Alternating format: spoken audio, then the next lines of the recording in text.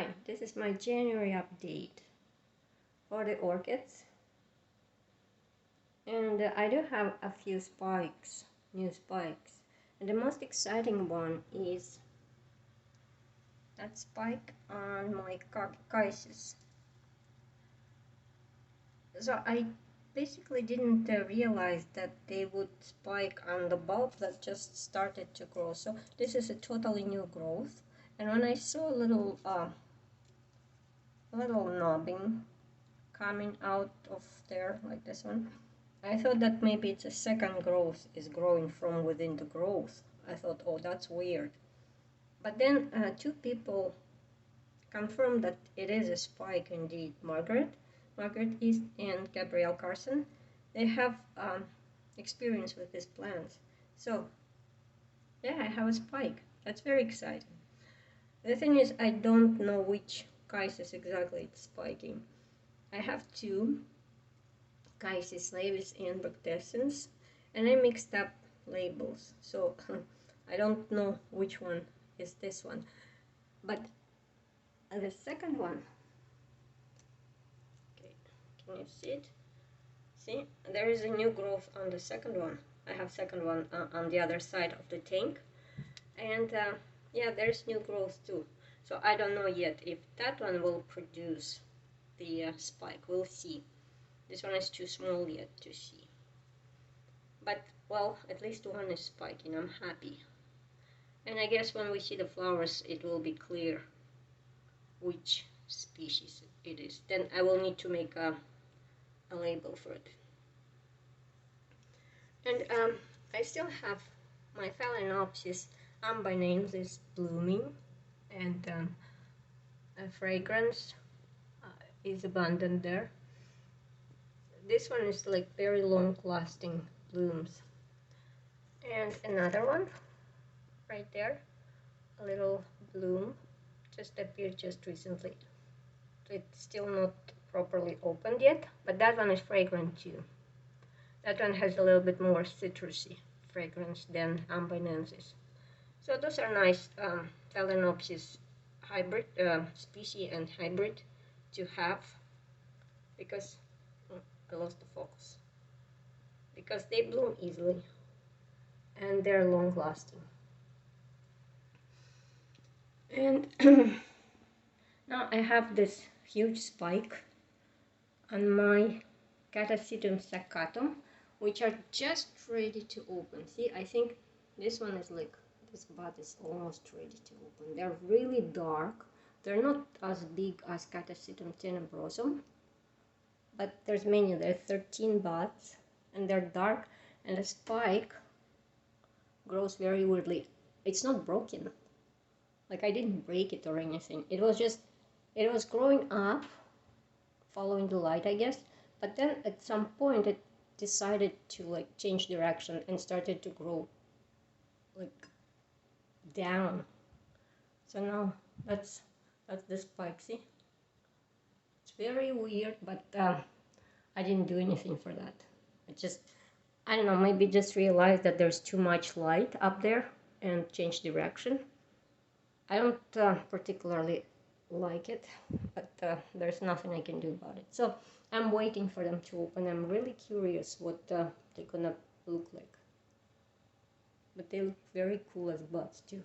Even the the stem, the spike is dark. It's gonna be really dark flowers. And there in the corner, I have spikes on my, this jewel orchid. So this is Nectachylus crossed to Ludicea, and then crossed back to Nectachylus. So it's a complex, almost complex hybrid of the jewel orchid. It has pretty leaves, and it used to be one plant, but it was becoming too leggy, so I kind of propagated it. So now I have three little plants. They're creating nice background. They're in a corner. So I will probably trade one of those plants for another jewel orchid if I find somebody with such.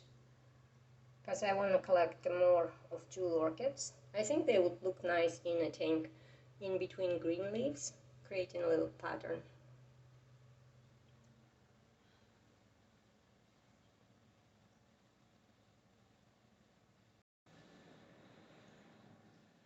Now on the shelves, I have a little rearrangement because I put my Phragmipediums here in between my Neophinetes, because I read article recently that Phragmipediums actually appreciate bright light and they grow faster when the light is bright, so I put them a bit closer to window. They used to be here around the frog, but now I put them higher on a shelf. Maybe one day I'll do a specific update about my slippers to show you, because I don't want this video to be too long. But they're doing really great, the Phragmipediums. These long petaled hybrids that I have, they're growing. Look how big it is now. It's approaching the blooming size. So maybe I will get some blooms in the spring, or maybe not. Now this is my Jumbo Mickey, which I think blooms are starting to fold. And I don't feel the fragrance as much anymore. It used to be really, really strong. And as the blooms fade from orange, they become kind of red, like raspberry red. You see? The color is a bit different. Before it was orange, and now there's like more pink to it. That's neat. They're lasting longer than catasetum, but not as long as Vandas or something, or cattleyas. That's a nice one too. I like it. And all my tenebrosum, that is the focus. My tenebrosum is dropping the flowers. So, yeah, those are not very long lasting. Still nice. And this is Peliatum, Jumbo Green Gold, and look, it's the second round. The second spike is growing, and there will be 3 buds, I think. I took it out of the tank to encourage the dormancy. So after it finishes blooming, I guess it'll go to sleep. Here's my Phylogeny Lambay. It is on the second flower now. See, as the leaf grows, it has blooms. So the second bloom is opened and the third bud is growing. I like it. I like Phylogeny, this Phylogeny, because it blooms twice a year. I just had it blooming, I think in summer. So whenever it starts new bulb, it blooms. I like that. And well, the bloom is quite beautiful. There. And that beside is Marinka stylus. And you see the bottom flowers are fading. That's probably because when I was watering, those flowers got, when I was soaking it, that part of the spike was getting in the water. So I guess that's my fault. I damaged it. They got water damage.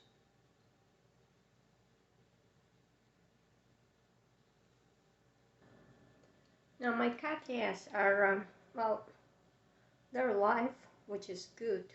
They're not doing much, some of them, but this is Digbyana, Wrinklealia Digbyana, and it's growing new growth. So, is it possible maybe it will bloom? Because it is a blooming size plant, pretty big, see? So I'm hoping that maybe it'll bloom.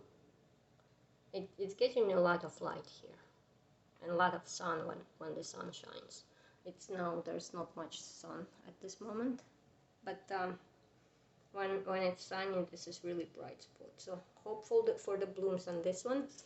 And also I have I have my Cattleya ludemaniana right here, and it's growing one and two new growths. So I'm hoping for blooms on those two. I think it's a good time for those bulbs to develop, so maybe they will be ready by the spring, and hopefully they will bloom. But I don't know. I'm not good with cattleyas and I don't know nothing about them, so we'll see. And I have Pentacles peduncle growing on my Hoya australis. Now those should be big blooms, hopefully. Hopefully they will stay and develop into flowers. And yeah, since I showed you the Hoya, so there, remember I put Hoyas and created those climbing walls? I think they really like it. Now, like this is David Kamingii, and it produced me lots of new growths. Look, I think it's trying to hijack that mount now. So I need to create maybe one more of those little hooks on the wall. And that one there is growing new growth and new leaves. So I think Hoyas are happy with that medium that I gave them without soil. There's only the coconut coir, kind of, and coconut husk. There's no soil in their pots, but I think they're okay with it. I didn't want any soil because our soil comes with snail eggs, and I had like snail infestation here. I think now it's gone, the infestation. I don't see any snails anymore. That's probably because there's no soil in here. Yeah, so that was my little update on my, what did I forget? Oh, the dimorphorchis, the new orchid that I bought recently. Look, it started to grow me new roots. Lots of them. There's those green little things poking around everywhere. So hopefully it'll last. Hopefully they will grow well. And this is another plant also from anti-orchids. It came together. Now this one I'm really close to throwing it away. This is Paraphalaenopsis leucocii. It rotted all the roots, and well, I'm spraying it, so it's getting foliar feed, which actually results in, I think, that rotting on the leaf.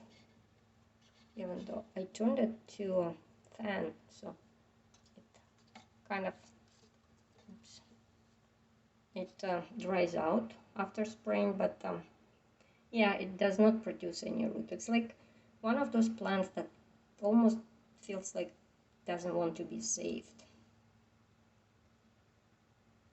So I'm spraying it, and we'll see. If it will produce me at least one root, then it will stay. If it will continue to be stubborn, then it'll go, unfortunately. Yeah, so that was my update for January on my orchids that are doing something. Thank you for watching and have a nice day.